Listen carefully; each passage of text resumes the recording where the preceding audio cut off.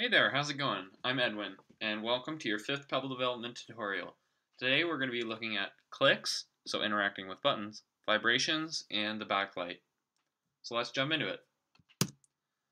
So vibrations. Vibrations allow the user to feel feedback on their watch. So you can use this to notify a user of something. You can use this to give a little bit of haptic feedback if you're playing a game, like if you die, you give a little vibration to warn the user. But you might want to be cautious with this because vibrations eat up quite a bit of battery. Having a long vibration will eat up quite a bit of battery, and you don't want to use the vibrations too much because not only will it eat up a lot of battery, but it could annoy users and take away from the experience. You don't want your users, using your app, being annoyed and just uninstalling it and, probably not wanting to go back to your work later because they think you're going to spam them with vibrations again. You can imagine yourself being annoyed if you constantly have vibrations on your wrist. So the use of vibrations in the Pebble SDK is very, very simple. You have some void functions where you don't have to pass in any parameters. There are three built-in ones: vibes double pulse, vibes short pulse, and vibes long pulse. These each, vibrate the watch according to the middle word there, so a short vibration or a long vibration.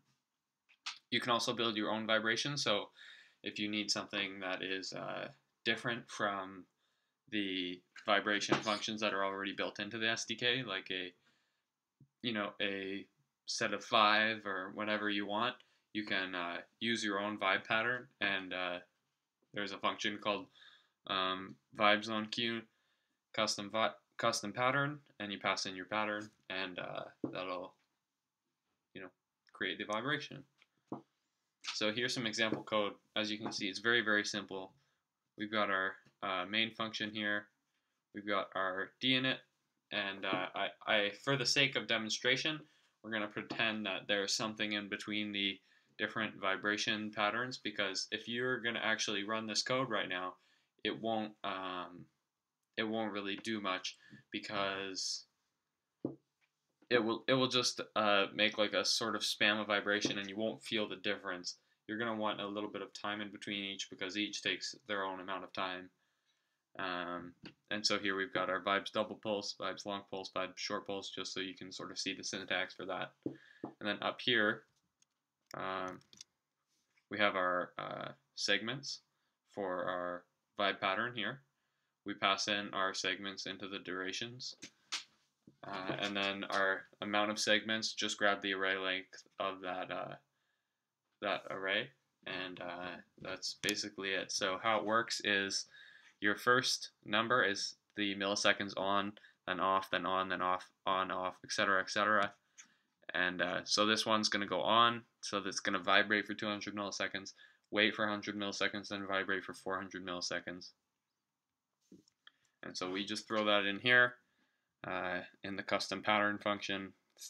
We put in our pat, and on dinit it'll throw in that custom vibration pattern. Alright, so now for the backlight. The backlight on Pebble is sort of similar to the vibration, especially battery-wise. So it's very simple. There's only two functions in the SDK that allow you to control the backlight. So this is light enable. You pass in your boolean of whether or not you want it enabled, and this sets the backlight on or off. Last time I checked, I'm pretty sure this doesn't have an animation, so it just switches the backlight on or switches it off. It doesn't have a fade in or a fade out. So the light enable interaction, I haven't actually used this before, so I'm not 100% sure if this is how it works, but like when you press your any sort of button on your Pebble, it will turn on the backlight and then fade it out afterwards. And so I believe this light enable interaction has a fade out effect, and it automatically turns it off for you. You don't have to worry about handling it yourself, which is pretty nice. I think that might be more handy for you. And this is also recommended by Pebble because light enable can be quite dangerous if you're using this to keep the backlight on. It could annoy the user. I know an app called I think it's Blackjack by TG Waste, and he just constantly keeps the backlight on, and I had to uninstall it because it was annoying me how much battery it was using up. Maybe the dev has fixed that by now, but just warning you, a lot of users do uninstall if your battery eats up, if your battery is being eaten up a lot by your backlight or your vibration. And I know I might be rambling on about this, but it's very important. You want to make sure your users can get that full 7 days of battery life that Pebble says they'll give on their website.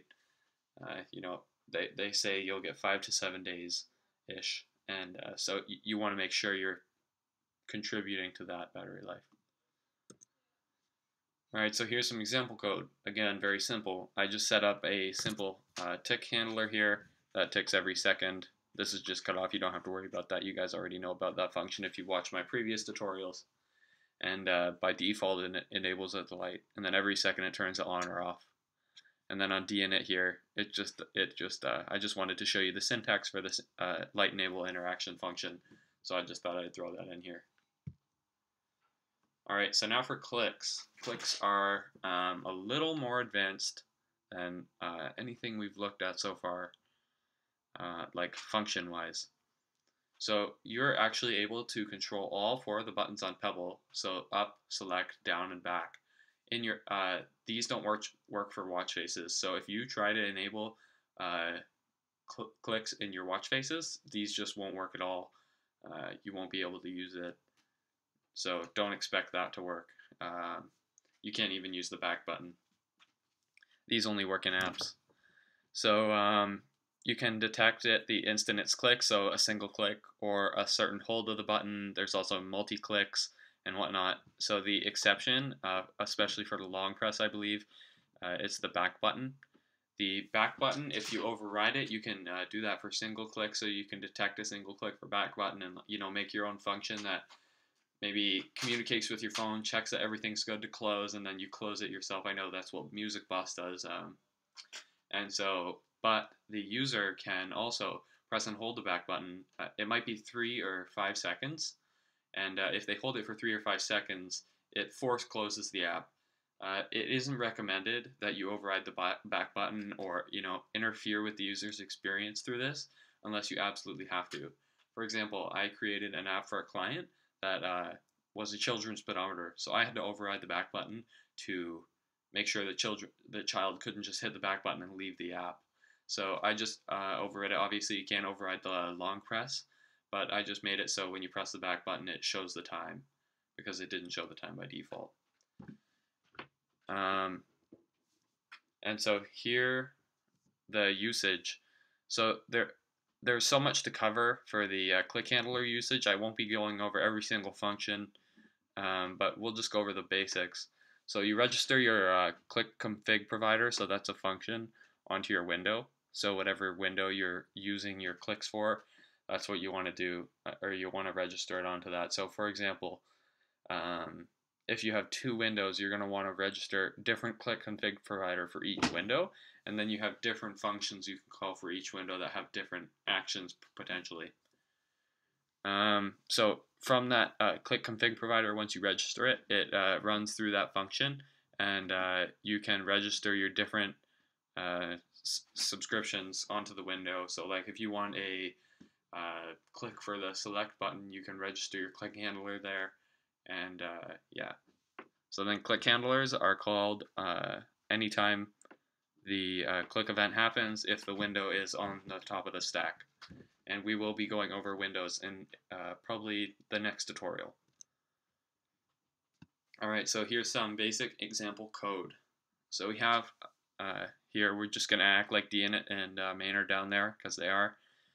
And so we push our window and we set our click config provider to the window. So we pass in our window pointer. We pass in our config provider. And then here you can see it runs through this. It runs through this function. It subscribes to all the I guess subscriptions for click handlers you want, and instead of having a ton of functions that do nothing here, I just figured I'd cut it down to 1. So I'm just showing you all the functions here. So 1, the single click subscribe, that's the one I kept. So it's registering it to button ID down. So basically how button IDs work is, you go button underscore ID underscore, and then the button type you want, all capitals. So there's up, down, select, and back, respectively. And then you pass in your handler. So the handler type def is like this. So click recognize a ref, whatever your variable name is, and void context. And then, so this is called anytime a single click happens. The repeating click would happen every second if you're holding the button. The multi-click would happen. I'm actually not 100% sure what the functionality of this is. You can check the docs if you'd like. So developer.getpebble.com, you can check the documentation there. And then the long click here, this will fire after 700 milliseconds of holding the button. And then this handler will fire after letting go of the button. So let's say you don't want to fire anything after letting go, you can just put null here. Same for this one. Alright, so that's your basic introduction to clicks, vibrations, and backlight. So now we're going to hop into some example code. So I actually already have it all set up here. I got my hello world. Just ignore all these files here. I'm working on another project. Alright, so make sure you have the previous hello world .c or main.c, whatever you have it named, from the previous tutorials. We're going to be building on top of this. Alright, so I'm just going to get into my Pebble projects here and the hello world, make sure it builds. And we're set. Alright, so last time we left off, we had we had just sort of introduced you to different services, so battery, accelerometer, and the tick timer service. So this time, we're going to want to vibrate every hour. So let's go to our tick handler here, and we'll say if oh wait, so the tick handler fires every second. Okay, that's good. So if the TM hour is, oh sorry, if the minutes is equal to 59 and the seconds are equal to 59, we're just going to do it along a short pulse here.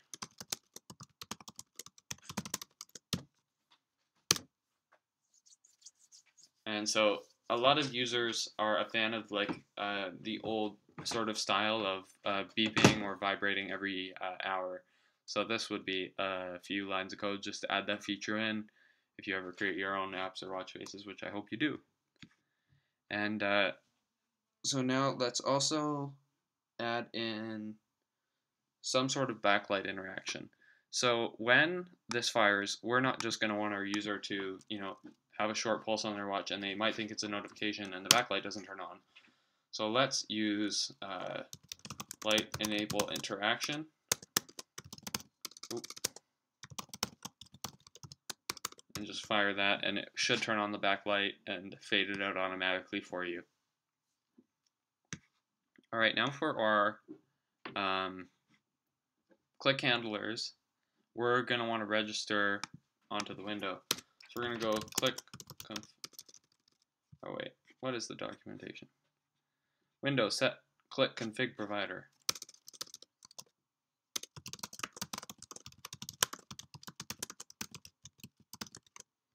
And we're going to set our window and our click config. Now let's create this up here.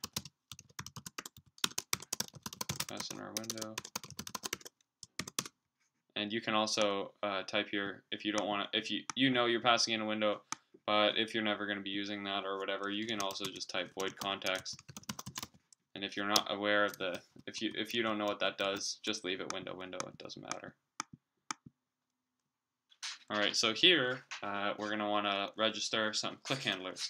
So let's go window, let's add a single click. I already have that typed out. let's do select, and we'll call it light handler because we're going to be dealing with the light here. So on our light handler, we're going to pass in our click recognizer ref, whatever you want to name it, and void context, I believe. Yep. All right. So let's create a Boolean up here that inverts the light every time you click the select button.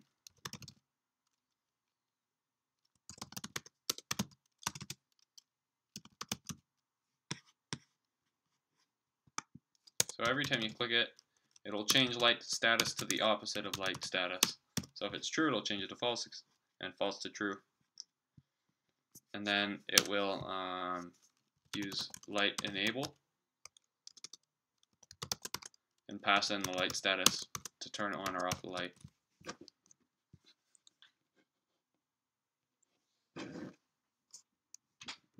And now we've got a basic program. Oop. Oh yes, okay. I actually missed. You're supposed to pass in your window struct. So here you have to put an and symbol. So just go like this, and that should work. Oh.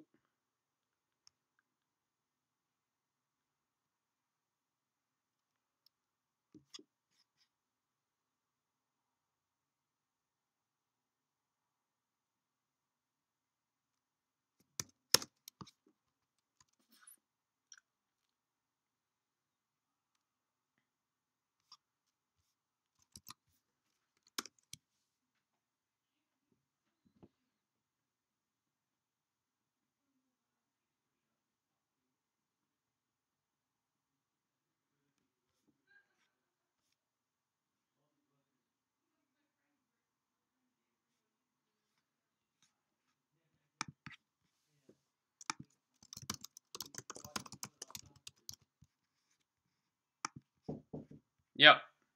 Hello. Hi. I'm gonna hit the hay. Okay. Good night. Good night, my boy. Have a great sleep.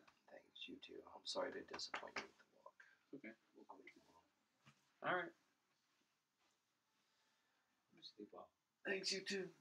Love you. Love you too, bud.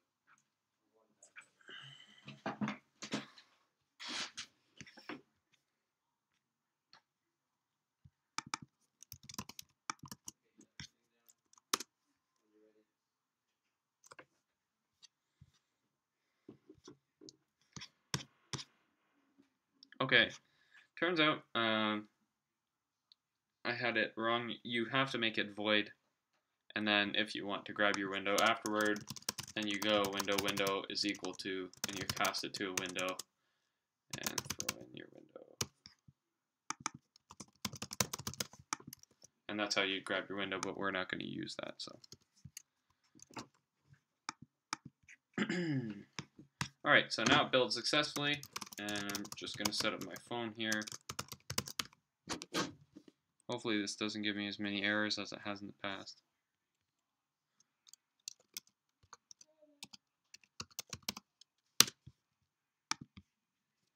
Now we're going to install that on our watch.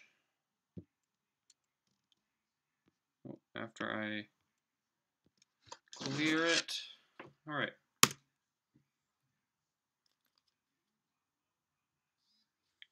Hey, first install.